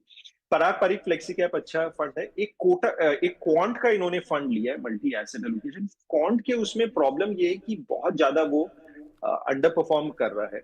एंड अंडर परफॉर्म इसलिए भी कर रहा है क्योंकि उसमें थोड़े दिन पहले इनसाइडर इंफॉर्मेशन की इशू आया था, जो सेबी उसको इंक्वायर कर रही है। जो उनके फंड मैनेजर है संदीप टंडन, एक अच्छे फंड मैनेजर है, पर इस समय इन्वेस्टर्स का कॉन्फिडेंस उसमें जा चुका है, तो वो विड्रॉल्स हो रहे हैं। तो मैं रिकमेंड करूंगा कौन ना करें। आप कौन मल्टी एसेट एलोकेशन की जगह आप आईसीसी का मल्टी एसेट एलोकेशन फंड कर सकते हैं, क्योंकि आईसीसी की टीम अच्छी है और उसमें इक्विटी डेट गोल्ड सिल्वर सारा आ जाता है। एचडीएफसी बैप आप कंटिन्यू कर सकते हैं, वो लार्ज कैप हैवी है, उसमें लगभग 70% लार्ज कैप रहता है। तो थोड़े से मैंने इसमें चेंजेस बताए हैं। एक तो निपॉन लार्ज कैप की जगह निफ्टी का 100 इंडेक्स फंड कर लीजिए, एंड डेट हाइब्रिड की जगह आप आईसीसी बैलेंस एडवांटेज कर लीजिए। एक और इसमें मिस हो गया जो था आईसीसी प्रूडेंशियल निफ्टी नेक्स्ट 50। ये थोड़ा सा एग्रेसिव इंडेक्स है, क्योंकि 51 से 100 जो रैंक स्टॉक्ड है इन टर्म्स ऑफ साइज उसमें डालते हैं। उसकी जगह वो एचडीएफसी का बीएससी 500 इंडेक्स कर सकते हैं, जो कि एक डाइवर्सिफाइड इंडेक्स है। और क्वांट की जगह जो मल्टी एसेट एलोकेशन है उसकी जगह ये आईसीसी का मल्टी एसेट एलोकेशन कर ले, तो मेरे को लगता है कि थोड़ा पोर्टफोलियो बेटर बन जाएगा। थोड़े मैंने इंडेक्स फंड्स कर दिए हैं ताकि आपकी कॉस्ट गिर जाए, जहां मेरे को लगता है अल्फा नहीं आएगा, उन फंड्स को डाल दिया जिनका ट्रैक रिकॉर्ड अच्छा है। ऑलराइट, चलिए आगे बढ़ते हैं। और कुछ लोग मुझे कह रहे हैं, जैसे कि एक सवाल रश्मि रंजन मिश्रा कह रहे हैं कि आपको बहुत मिस किया, आपको लोगों को भी बहुत मिस किया मैंने। Thank you so much. You know, छुट्टी जो होती है ना, वो जब छुट्टी से लौटते हैं तो सबसे बड़ा मेरा एक्साइटमेंट यही था कि मैं 4 बजे लाइव शो करूंगी और व्यूअर्स से बात करूंगी और उनके पोर्टफोलियो को बेटर करने में मदद करूंगी। थैंक यू सो मच मुझे मिस करने के लिए, एंड आई एम बैक। अब आपको मैं हर समय 4 बजे यहीं पर मिलने वाली हूँ। दीपू जी से बात करते हैं जो फ़ोन लाइन पर है। हाँ, दीपू जी के पहले दीपक चौरसिया जी, नमस्ते, बहुत बहुत थैंक यू। आपने लिखा है कि मुझे लगा कि अब आप आएंगे नहीं। कैसे नहीं आऊँगी, यही आऊँगी और कहाँ जाऊँगी। दीपक जी बहुत शुक्रिया आप लोगों के इस प्यार के लिए। दीपू कुमार मिश्रा से बात करते हैं। दीपू जी नमस्ते, स्वागत है। कहाँ से जुड़े हैं आप? नमस्ते मैम, मैं चेन्नई से बोल रहा हूँ। कहाँ से? चेन्नई। चेन्नई से। अच्छा, तो हिंदी में बातचीत कर सकते हैं ना? मुझे वैसे तमिल आती नहीं है। जी जी, मैं बिहार से हूँ। अच्छा अच्छा अच्छा अच्छा, बिहार से हैं आप। चलिए, तो चेन्नई में आप काम करने के लिए पहुंचे हुए हैं? हाँ जी हाँ, मेरा तो 10 साल हो गया। वो 10 साल से हैं, क्या बात है। तो आपका पोर्टफोलियो में एक बार रीड करती हूँ दीपू जी। हाँ, निपॉन का मल्टी कैप फंड आपने बताया जिसमें आप 500 की सिप कर रहे हैं। एचडीएफसी के फ्लेक्सी कैप में आप 500 की सिप कर रहे हैं। एसबीआई के लार्ज एंड मिड कैप में 500 की सिप कर रहे हैं। बंधन के स्मॉल कैप में 500 की सिप है। एचडीएफसी 250 स्मॉल कैप में 500 की सिप कर रहे हैं। आईसीआईसीआई निफ्टी नेक्स्ट 50 में 500 की सिप कर रहे हैं। ठीक है, क्या इरादा है, मतलब 500 में आपने डिवाइड किया है, 3,000 रुपए आप हर महीने डाल रहे हैं, कितने समय तक करेंगे, कब शुरू किया है, कुछ लक्ष्य है जिस पर आपको पहुंचना है? जी मैम, अभी स्टार्टिंग किया 2-3 महीना से। अच्छा, और हमें रिटायरमेंट के लिए करना, मेरा एज है 27, मैंने नौकरी किया है। रिटायरमेंट के लिए वो फंड रखूंगा। ठीक है, तो 25-26 साल अभी है रिटायरमेंट के लिए आपके पास ना? जी, होता है 33 ईयर से 27 वाला। तो ये निवेश आप 25 साल तक करेंगे, इससे पैसे निकालेंगे नहीं, ये पक्की बात है ना? जी जी, इसको बढ़ाना भी हमें 10% समझो, जैसे जैसे मेरे को पैसा होगा। मैं, मेरा जॉब भी है, मेरा साइड बिजनेस है, तो 10-15 हजार मंथली इनकम है। ठीक है, तो एक आपकी एक्टिव इनकम है, जॉब है जहाँ से आपको सैलरी आती है, और पैसिव इनकम के तौर पर एक बिजनेस भी आप करते हैं। बहुत अच्छे। और 25 साल का वक्त है रिटायरमेंट में। क्या बात है, बहुत अच्छे। मुकेश सर बताइए, दीपू जी का पोर्टफोलियो आपको कैसा लग रहा है? अच्छा खासा समय है दीपू जी के पास, पर इन्होंने जो अमाउंट सिलेक्शन किया है 500-500 3,000 को डिवाइड किया है, क्या इतना डिवाइड करने की ज़रूरत है इतने मल्टीपल स्कीम्स में? और 25 साल का समय है, निवेश करेंगे, रकम को बढ़ाते रहेंगे, आपका व्यू? देखिए प्रियंका जी, अगर मैं दीपू कुमार जी के पोर्टफोलियो की बात करूं तो मेरे ख्याल से दीपू कुमार जी मेरे लिए एक रोल मॉडल है। रोल मॉडल इसलिए, आप ये देखिए 3,000 की एसआईपी कर रहे हैं, इन्होंने पोर्टफोलियो बनाया है जिसमें 500 रुपए इन्वेस्ट कर रहे हैं, इन्होंने स्मॉल कैप मिड कैप सब सेलेक्ट किया है, 25 साल का टाइम होराइजन है, आपके शो के थ्रू पोर्टफोलियो रिव्यू करवा रहे हैं। तो ये बहुत ही फैंटास्टिक चीज है कि अगर इन्वेस्टर के पास छोटा पैसा है उसके बावजूद वो अपना म्यूचुअल फंड पोर्टफोलियो बना रहा है, कॉन्शियसली बना रहा है, रिव्यू कर रहा है। तो मेरे को लगता है कि ये बहुत अच्छी बात है दीपू कुमार जी। और क्योंकि मेरे को ये भी लगता है कि जो इन्वेस्टर थोड़ा सा कॉन्शियस है, फोकस्ड है अपनी इन्वेस्टमेंट पोर्टफोलियो को लेके, तो वो जर्नी ज्यादातर पूरी अच्छी बढ़िया से होती है। तो अच्छी बात है ये बहुत, दीपू कुमार जी। अब अगर मैं आपके पोर्टफोलियो की बात करूं तो जैसे प्रियंका जी ने बोला, मेरे को भी यही लगता है कि स्कीम्स थोड़ी ज्यादा है, इसको हम कंसोलिडेट कर सकते हैं, थोड़ी सी रिड्यूस कर सकते हैं। जैसे कि आपके पास स्मॉल कैप के दो फंड्स हैं, स्मॉल कैप के दो, एक बंधन स्मॉल कैप फंड है जो कि एक्टिव फंड है, और आपके पास एचडीएफसी का स्मॉल कैप इंडेक्स भी है। तो उन दोनों में से मैं बंधन स्मॉल कैप को सेलेक्ट करूंगा क्योंकि उसकी परफॉर्मेंस अच्छी है। दूसरा, स्मॉल कैप मिड कैप में मेरे को लगता है एक्टिव फंड बेटर रहते हैं क्योंकि वो ना ही रिटर्न ज्यादा बेटर देते हैं, बट उसमें वो रिस्क मैनेजमेंट भी बेटर करते हैं। जब मैं रिस्क मैनेजमेंट कहता हूँ, इसका मतलब ये होता है कि जब अगर इंडेक्स गिरता है तो जनरली हमने देखा है कि जो एक्टिव फंड मैनेजर होते हैं जो स्मॉल मिड में, वो कम गिरते हैं। उसका कारण ये होता है वो थोड़े उसमें उन स्टॉक्स को उठा लेते हैं जिसमें वोलेटिलिटी कम होती है। और अभी भी जब मार्केट गिरी थी अक्टूबर से मार्च तक, तो हमने देखा स्मॉल कैप इंडेक्स ज्यादा गिरे थे, एक्टिव फंड कम गिरे थे।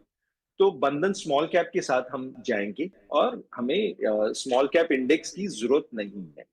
एक और मैं चेंज इसमें ये भी करना चाहूंगा, इन्होंने एसबीआई का large and mid cap fund किया हुआ है, वो फिलहाल अंडर परफॉर्म कर रहा है, तो उसे वो रिप्लेस करके ICC large and mid cap में कर सकते हैं। क्योंकि मेरे को ICC large and mid, ICC की टीम बहुत अच्छी लगती है, जो वहां पे सीआईओ है शंकर नरेन, वो काफी अच्छे हैं। तो वो आप ऐड कर सकते हो और उनकी परफॉर्मेंस भी कंसिस्टेंट निकल रही है। एक आपने इंडेक्स सेलेक्ट किया है आईसीसी प्रूडेंशियल निफ्टी नेक्स्ट 50, जो कि थोड़ा सा डिफरेंट है, स्पेशल काइंड ऑफ है। क्योंकि अगर देखिए, अगर हम इंडेक्स को समझें, अगर सारे स्टॉक्स को डिसेंडिंग ऑर्डर में कर लें बाई मार्केट कैप या साइज, जो टॉप 50 आता है उसको हम निफ्टी कहते हैं। 51 to 100 इज निफ्टी नेक्स्ट 50, जो भी लार्ज कैप का पार्ट है। तो नेक्स्ट 50 लिमिट कर लेता है हमें। तो मेरे को लगता है आप आईसीसी निफ्टी नेक्स्ट 50 की जगह टॉप 100 जो निफ्टी 100 है उसका एक इंडेक्स फंड करिए, एक्सिस का निफ्टी 100 इंडेक्स फंड करिए, तो आपको प्रॉपर लार्ज कैप का एक्सपोजर मिलेगा। तो थोड़े से चेंजेस हैं, स्कीम्स 6 की जगह मैं 5 कर रहा हूँ। एंड उसमें मैंने SBI large and mid cap की जगह आईसीसी बताया, और ये जो थोड़ा सा निफ्टी नेक्स्ट 50 है इसकी जगह मैंने आपको ब्रॉडर इंडेक्स टॉप 100 बताया, जिससे कि पूरा लार्ज कैप कवर हो गया। यही थोड़े से चेंजेस। बाकी दीपू जी आप सही डायरेक्शन में। और मैंने ये भी कैलकुलेट करके देखा कि अगर आप 25 साल के लिए अगर ये एसआईपी करते रहते हैं, और मैं ये मान के चलूं 14% का रिटर्न आ जाता है, तो 25 साल बाद ये कॉर्पस लगभग 75 लाख का हो जाता है। तो ये बहुत बढ़िया कॉर्पस है। और अगर आप इसमें स्टेप अप एसआईपी कर ले 10% से, तो ये 75 लाख का कॉर्पस ना होके 1.5 करोड़ का आपका कॉर्पस बन जाएगा 25 साल में, बस अगर आप स्टेप अप 10% से कर ले। तो आपका गोल सही है, डायरेक्शन सही है, आप करते रहिए तो बढ़िया रहेगा। Very nice. तो दीपू जी बहुत अच्छा लगा आपसे बात करके। निवेश की गाड़ी यह ऐसे ही बढ़ाते रहिए, 25 साल बहुत लंबा समय होता है। With step up without step up कितना पैसा इकट्ठा कर सकता है आपका ये 3,000 रुपए का निवेश, मुकेश जी ने बताया है, तो फॉलो कीजिए इन्हें। अब हम कुछ अपने Money9 प्राइम के मेंबर्स के क्वेश्चन लेते हैं। सुदीप डिक के हैंडल से आया हुआ जो सवाल है, नाम इनका शायद सयंतन दत्ता है, नए मेंबर हैं। थैंक यू Money9 फैमिली के साथ जुड़ने के लिए, हमें सब्सक्राइब करने के लिए। वीआईपी हैं, हमारे वीआईपी मेंबर हैं सयंतन जी, और पूछ रहे हैं बजाज का स्मॉल कैप एनएफओ आया हुआ है, क्या इसमें लमसम निवेश करना सही होगा? बजाज के स्मॉल कैप फंड का जो एनएफओ अभी खुला हुआ है, मुकेश जी। देखिए पहले समझते हैं प्रियंका, ये स्मॉल कैप का फंड है क्या, एंड इसमें करना नहीं चाहिए, हम थोड़ा सा एनालिसिस करके मैं बताता हूँ। जो स्मॉल कैप स्टॉक्स होते हैं सेबी की गाइडलाइन के हिसाब से स्टॉक नंबर 251 से लेके 500 में जो फॉल करते हैं in terms of market size, वो स्मॉल कैप का यूनिवर्स होता है। तो एक जो स्मॉल कैप फंड होता है वो उसमें मिनिमम 65% वहां डालता है स्मॉल कैप स्टॉक्स में। बाकी 35% का उनके पास फ्लेक्सिबिलिटी होती है, जहां डालना चाहे डाल ले, चाहे लार्ज मिड स्मॉल, जहां उनको अच्छा लगे वो कर सकते हैं। अब ये जो स्मॉल कैप फंड है ये एक एक्टिव फंड है एंड इसका जो एनएफओ आया है इसका फिलहाल कोई ट्रैक रिकॉर्ड नहीं है। एंड एक्टिव फंड में जनरली ट्रैक रिकॉर्ड होता है तो बेटर होता है, क्योंकि हम देखना चाहेंगे कि जो पास्ट परफॉर्मेंस है वो कैसी निकली है। तो बेटर यही होता है, इन्वेस्टर्स को मैं रिकमेंड करूंगा कि एनएफओ को आप अवॉइड करिए अगर वो कुछ यूनिक आपको ऑफर नहीं दे रहा है। जैसे मार्केट में ऑलरेडी इतने सारे स्मॉल कैप फंड है जिनका कंसिस्टेंट ट्रैक रिकॉर्ड है, जो आप देख सकते हैं लास्ट 3 साल, 1 साल, 5 साल में कंसिस्टेंटली कर रहे हैं, तो वहां पे आप उसको कर सकते हैं। दूसरा, बजाज के जो एएमसी वो रिलेटिवली नई एएमसी है, इनकी फंड मैनेजमेंट टीम भी नहीं है, तो मैं देखना चाहूंगा कि परफॉर्मेंस कैसी आती है। जनरली एनएफओ में खर्चे भी ज्यादा होते हैं क्योंकि एयूएम छोटा होता है। तो मेरी तरफ से तो रिकमेंडेशन है कि आप ना करें, आपको जरूरत नहीं है, ये कुछ यूनिक ऑफर नहीं करता। बेटर आप tried and tested small cap funds में करें।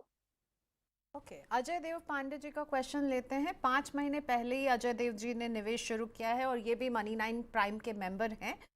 निपॉन के लार्ज कैप में ये 1000 की सिप कर रहे हैं। मोतीलाल ओसवाल के मिड कैप में 1000 की सिप कर रहे हैं। तीसरी स्कीम इनके पोर्टफोलियो में है इन्वेस्को का स्मॉल कैप, 1000 की सिप यहाँ पर। HDFC की फ्लेक्सी कैप में 1000 की सिप है और है Aditya Birla Sun Life PSU equity fund. Okay, so ये एक इनके पास थीमेटिक फंड है जिसमें 1000 की सिप कर रहे हैं और 5000 की सिप है जैसे ये 25,000 पर मंथ पर पहुंचाना चाहते हैं, यानी 20,000 की सिप ये और ऐड करना चाहते हैं। तो क्या इन्हीं स्कीम्स में करें, ये जो 5 स्कीम्स हैं, या कुछ ऐड करें, या जो 5 स्कीम है वो कंस्ट्रक्ट आपको ठीक दिख रहा है? मुकेश जी, ये सवाल अजय देव पांडे का है, मनी 9 प्राइम के मेंबर हैं। Thank you Ajay ji.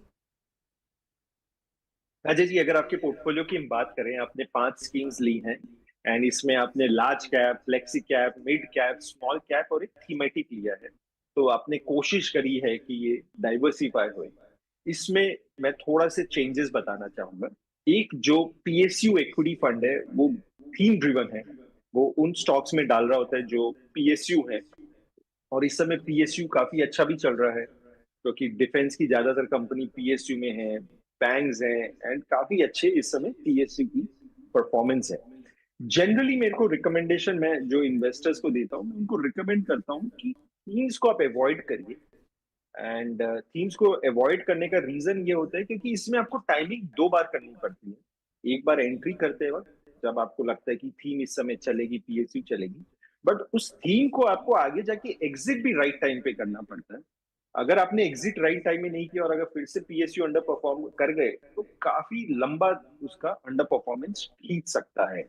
तो जनरली थीम्स में क्या होता है कि आप थीम्स देखें तो वो थीम्स बहुत क्विकली चेंज हो रही है ना। कभी मोमेंटम चल रहा है, कभी केमिकल्स चल रहा होता है, कभी इंफ्रास्ट्रक्चर चल रहा होता है, कभी डिफेंस चल रहा होता है। और जनरली लोग क्या करते हैं, थीम्स फटाफट जो टॉप परफॉर्मिंग होती है उसके हिसाब से करते रहते हैं, उनके पोर्टफोलियो में बहुत ज्यादा स्कीम्स हो जाती है और जब वो थीम्स आउट परफॉर्म, अगर वो अंडर परफॉर्म करना शुरू कर दे और आपके पोर्टफोलियो में रह गई तो बड़ी प्रॉब्लम आती है। तो थीम्स को आप अवॉइड करिए। थीम्स तभी सेलेक्ट करिए जो आपको लगता है कि नेक्स्ट 10 ईयर्स तक ये थीम चलेगी।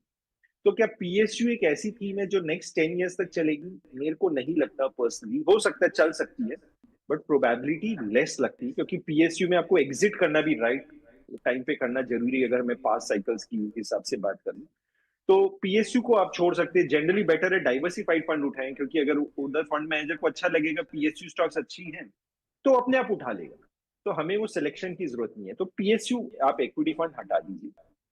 एक आपने निपॉन का लार्ज कैप फंड उठाया है जो कि एक एक्टिव लार्ज कैप फंड है।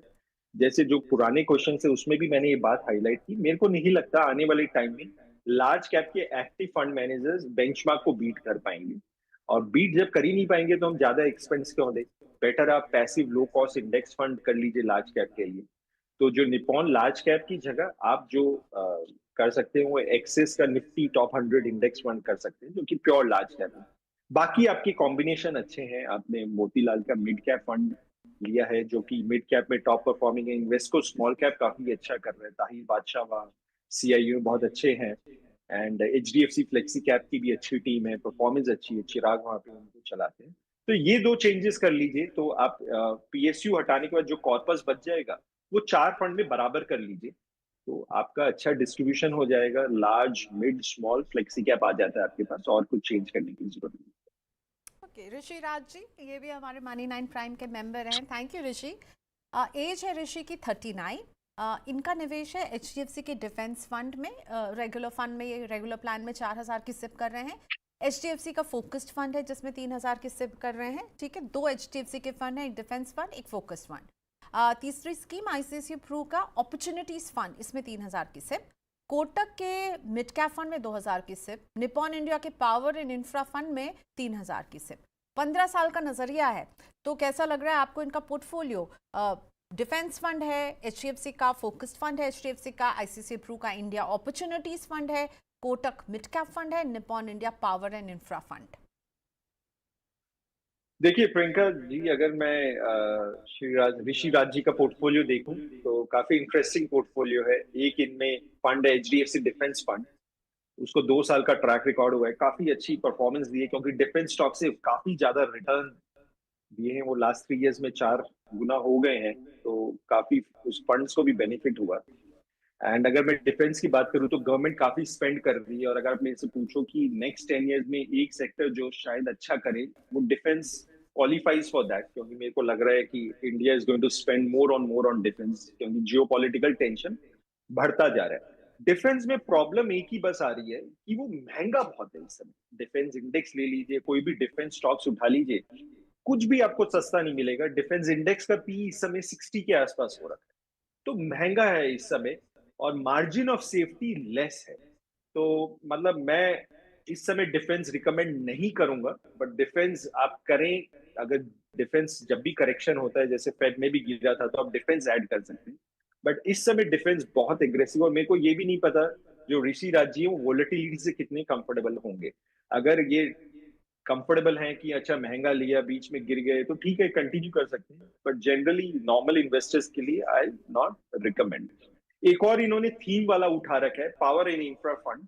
जैसे मैंने शुरू में बताया, मैं थीम बेस्ड फंड्स का बहुत बड़ा फैन नहीं हूँ, स्पेशली पावर एंड इंफ्रा, क्योंकि प्रियंका अगर आपको याद हो 2004 से जो रैली चली थी 2008 में, उस समय power and infra fund top performing होते थे। उस समय रिलायंस का पावर फंड होता था, एंड वो टॉप परफॉर्मिंग थे, पर जब वो 2008 में गिरे, उनको पुराने लेवल आने में लगभग 13-14 साल लग गए। तो थीम बेस्ड फंड्स में होता है कि आपको एंट्री भी राइट करनी पड़ती है, एग्जिट भी राइट करना पड़ता है, तो मैं थीम को अवॉइड करूंगा। तो Nippon power and infra fund को भी मैं रिकमेंड इनको नहीं करूंगा, रिकमेंड करूंगा कि डाइवर्सिफाइड करें। HDFC फोकस फंड एक अच्छा फंड है, एंड जनरली ये लार्ज कैप हैवी है, तो इसे कंटिन्यू कर सकते हैं। ICICI प्रूडेंशियल का इंडिया अपॉर्चुनिटीज फंड भी एक अच्छा फंड है, एंड वहां पे फंड मैनेजमेंट टीम अच्छी है। कोटक का भी जो मिड कैप फंड है वो सही है। एक इसमें स्मॉल कैप ऐड कर सकते हैं, बंधन का स्मॉल कैप फंड ये ऐड कर ले, तो पोर्टफोलियो में लार्ज मिड स्मॉल सब आ जाते हैं, फ्लेक्सी कैप भी आ जाता है। बस थीम बेस्ड फंड्स में हटा रहा हूँ, इसमें थोड़ी सी वोलेटिलिटी मैं हटा रहा हूँ by removing defence, power and infra. Okay, so थोड़ी सी दूरी थीमेटिक से, क्योंकि जैसा कि अभी मुकेश जी ने समझाया, इसमें एंट्री के साथ साथ एग्जिट भी बहुत इंपॉर्टेंट हो जाता है, और अगर आप वो कॉल सही टाइम पे नहीं लेंगे तो फिर पोर्टफोलियो में थोड़ी सी वो जो नेगेटिव रिटर्न आने लगती है, जिससे हम परेशान हो जाते हैं। एक और मेंबर का सवाल, और कुलदीप जी ने अभी अभी मेंबरशिप ली है, thank you so much Kuldeep ji. Biswajit Ray professor हैं इकोनॉमिक्स के, इन्होंने अपना क्वेश्चन भेजा है हमें, बिस्वजीत रे जी ने। सिप कर रहे हैं पराग पारेख के फ्लेक्सी कैप में 2500 की, HDFC के बैलेंस एडवांटेज फंड में 2000 रुपए की, PGIM के मिड कैप फंड में 3000, कैनरा के स्मॉल कैप फंड में 1000, एक्सिस का स्मॉल कैप भी है प्रोफेसर साहब के पास 1500, और पूछ रहे हैं कि मैं गोल्ड और सिल्वर ETF और SBI कॉन्ट्रा फंड ऐड करने की सोच रहा हूँ, 15 साल का मेरा नजरिया है। प्रोफेसर सर को क्या हिदायत देंगे आप, कैसा लग रहा है पोर्टफोलियो इनका मुकेश जी? बहुत अच्छा लग रहा है कि विश्वजीत सर, जो कि इकोनॉमिक्स के प्रोफेसर हैं एंड काफी नॉलेज कैरी करते हैं, वो भी हमारा शो देख रहे हैं। Thank you Vishwajeet sir. And तो मैं जो थोड़ी बहुत एक्सपर्ट नॉलेज है फंड्स रिलेटेड आपको बताना चाहूंगा। जो आपके पोर्टफोलियो में स्कीम्स है इसमें थोड़ा सा हम चेंजेस कर सकते हैं। जैसे कि पीजीआई मिड कैप फंड है, वो काफी टाइम से अंडर परफॉर्म कर रहे हैं। उनके जो सीआईए थे वो अनिरुद्ध ना वो वहां से उनके ऑल्टरनेट्स में चले गए हैं, तो उसको आप एग्जिट कर सकते हैं। आपके पास दो स्मॉल कैप फंड है, कैनेरा स्मॉल कैप और एक्सिस स्मॉल कैप। दोनों फिलहाल अंडर परफॉर्म कर रहे हैं और दो की जरूरत नहीं है। आप एक स्मॉल कैप अगर उठा लें तो उससे हमारा काम हो जाता है। और इस समय बंधन का स्मॉल कैप आप सेलेक्ट कर सकते हैं। और फिर आपके पास पराग पारिक फ्लेक्सी कैप जो कि कंसिस्टेंट लार्ज कैप है, भी वैसी एचडीएफसी बैलेंस एडवांटेज फंड है। तो ये दोनों को आप कंटिन्यू करिए, ये आपको लार्ज कैप का एक्सपोजर देंगे। और आपको स्मॉल कैप के लिए मैंने बंधन स्मॉल कैप बताया। पीजीआई मिड कैप की जगह मोतीलाल का मिड कैप ले लीजिए। तो मिड कैप हो गया, स्मॉल कैप हो गया, और लार्ज कैप के लिए हमारे पास बंधन और पराग पारिक और एचडीएफसी हो गए। गोल्ड एंड सिल्वर इंटरेस्टिंग है। और गोल्ड एंड सिल्वर में गोल्ड इस समय इसलिए अच्छा कर रहा है, लास्ट 3 साल से अच्छा कर रहा है, क्योंकि जियो पॉलिटिकल टेंशन हाई है। जितने भी वर्ल्ड के सेंट्रल बैंक है, चाइना, इंडिया, रशिया, वो गोल्ड बाय कर रहे हैं, डाइवर्सिफाई कर रहे हैं रिजर्व्स। तो गोल्ड ने काफी अच्छा रिटर्न दिया है। और अगर जियो पॉलिटिकल टेंशन हाई रहेंगे तो gold should do well. It's a good hedge, क्योंकि जनरली जब इक्विटी डाउन होता है तो गोल्ड अच्छा करता है। हमें सिल्वर बहुत अच्छा लग रहा है। सिल्वर इसलिए अच्छा लग रहा है क्योंकि गोल्ड सिल्वर रेशियो जो कि वैल्यूएशन इंडिकेटर है वो 93 है इस समय।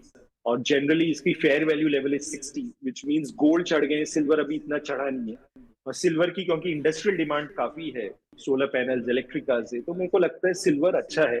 आप सिल्वर के लिए एक फंड देख सकते हैं, एडलवाइज का gold and silver index fund आप कर सकते हो, जो कि 50% गोल्ड और 50% सिल्वर में कर रहा होता है। तो एक ही फंड से आपको अच्छा एक्सपोजर मिल जाएगा, ऑल्टरनेट एक्सपोजर मिल जाएगा।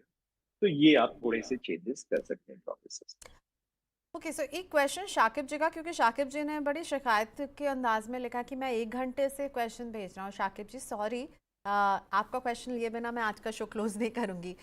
शाकिब की एज है 23, यंग इन्वेस्टर हैं, तो इनको तो नाराज़ बिल्कुल नहीं करना बनता है। मुकेश जी, शाकिब के पोर्टफोलियो को एक बार रिव्यू करके हम आज का शो क्लोज करेंगे। शाकिब जी 23 इयर्स के हैं और ये 25 साल तक निवेश करने का इरादा रखते हैं। 10,000 की सिप शाकिब कर रहे हैं, जिसमें इनके पास है 2 स्कीम्स, कोटक अपॉर्चुनिटीज फंड और पराग पारिक का flexi cap fund. Good choice I feel, पर एक्सपर्ट बताएंगे। 5% का स्टेप अप करेंगे। 4 से 5 करोड़ के गोल पर पहुंचना चाहते हैं इन 25 इयर्स। साथ ही में 5 लाख रुपए का एक लमसम इन्वेस्टमेंट भी शाकिब को करना है। तो क्या वो कोटक अपॉर्चुनिटीज और पराग पारिक में से किसी को चुने, या एक तीसरी स्कीम लमसम निवेश के लिए कहेंगे? और ये दोनों स्कीम में जो सिप कर रहे हैं, क्या वो सही है? देखिए प्रियंका, अगर मैं शाकिब जी के पोर्टफोलियो की बात करूं तो इन्होंने 2 स्कीम्स सेलेक्ट की हैं, कम स्कीम्स की हैं। बट अगर इन फंड्स को हम डीप एनालाइज करें तो ये दोनों फंड लार्ज कैप हैवी हैं। एंड इनमें अगर हम देखेंगे तो लगभग 70 to 80% लार्ज कैप मिलेगा। और लार्ज कैप में रिटर्न जनरली 13-14% के आसपास आप एक्सपेक्ट कर सकते हो। अब इन्होंने बताया कि इनका टाइम होराइजन 25 साल है, कॉर्पस रिटायरमेंट के लिए जो भी इनके ऑब्जेक्टिव है। क्योंकि गोल बहुत दूर है तो मेरे को लगता है कि हम कोशिश कर सकते हैं कि थोड़ा रिटर्न और बढ़ाएं बाय इन्वेस्टिंग ऐसे फंड में जो थोड़ा शॉर्ट टर्म में वोलेटिलिटी देगा बट लॉन्ग टर्म में अच्छा रिटर्न देगा। तो मैं मिड और स्मॉल ऐड करना चाहूंगा। तो इनके पोर्टफोलियो में मैं जो चेंज करना चाहूंगा वो ये करना चाहूंगा कि पराग पारिक आप कंटिन्यू करिए, वो आपको लार्ज कैप एक्सपोजर देता है, थोड़ा इंटरनेशनल एक्सपोजर भी देता है, कंसिस्टेंट है। कोटक अपॉर्चुनिटीज फंड को आप छोड़ दीजिए, एक आप मिड कैप ऐड कर लीजिए, मोतीलाल का मिड कैप फंड, और एक स्मॉल कैप कर लीजिए, बंधन का स्मॉल कैप फंड आप ऐड कर लीजिए। एंड वो स्मॉल कैप का एक्सपोजर देगा। और एक ब्रॉडर इंडेक्स फंड ले लीजिए, एचडीएफसी का बीएससी 500 इंडेक्स फंड, जिसमें लार्ज, मिड, स्मॉल आ गए। तो इस एलोकेशन से मैं क्या कर रहा हूँ, चारों फंड में 25-25-25% डाल रहा हूँ। तो मिड स्मॉल में लगभग 50% डाल रहा हूँ, जहां मेरे को लगता है कि 17-18% रिटर्न निकल आए लॉन्ग टर्म में नेक्स्ट 25 ईयर्स में। तो थोड़ा सा इनका पोर्टफोलियो एग्रेसिव बना रहा हूँ क्योंकि टाइम होराइजन लॉन्ग है। एक पैसिव फंड भी कर रहा हूँ क्योंकि उससे कॉस्ट कम होगा और रिटर्न मेरे को लगता है बेटर आएगा। और पराग पारिक जो है वो कंटिन्यू कर रहे हैं। तो मेरे को लगता है स्ट्रक्चरिंग बेटर हो जाएगी, रिटर्न थोड़ी बेटर हो जाएगी। और अगर ये 25 साल के लिए करते हैं तो अपने पोर्टफोलियो से ये डिसअपॉइंट नहीं होंगे। Alright, thank you so much Mukesh ji, आपने टाइम निकाला हमारे लिए। बातचीत हमने जियो ब्लैक रॉक से शुरू की और आखिर में हमने पोर्टफोलियोज रिव्यू किए। बहुत बहुत धन्यवाद, आपने समय निकाला। Thank you Priyanka, thanks a lot. Okay, so आज के शो को यहीं वाइंड अप करते हैं। उसके पहले थैंक यू सो मच हमारे साथ जुड़ने के लिए, और आप हमारे मनी 9 फैमिली का और एक हिस्सा बन सकते हैं हमारी मनी 9 प्राइम की मेंबरशिप लेकर के। 3 ऑप्शन आपके पास हैं, वीआईपी, स्टैंडर्ड और इकोनॉमी। इन तीनों ऑप्शन में से किसी जो भी आपको सही लगे उसको चुनिए, और हमारे शोज़ में आपके सवालों की प्रायोरिटी में हम जवाब देंगे। इसके अलावा आपको और भी बहुत कुछ पढ़ने को, समझने को, निवेश के बारे में जानने को मिलेगा। हमारे कुछ स्पेशल शोज़ जो खास हम मनी 9 प्राइम मेंबर्स के लिए लेकर आते रहेंगे। और आज भी कई मनी 9 प्राइम मेंबर्स थे जो अपने सवाल भेज रहे थे। कई लोगों ने हमें आज ज्वाइन भी किया है मेरे शो के दौरान। बहुत बहुत शुक्रिया आप लोगों का। आज के शो को यहीं वाइंड अप करते हैं। अपने क्वेश्चंस भेजते रहिए। व्हाट्सएप करने का तरीका यह है कि हमारा व्हाट्सएप नंबर आपको दिखा देते हैं, 9311211874। इस पर आप हमें व्हाट्सएप कर सकते हैं। ईमेल करने में कंफर्टेबल हैं तो money9query@tv9.com पर ईमेल कीजिए। आज के लिए इतना ही, कल होती है मुलाकात। Bye bye.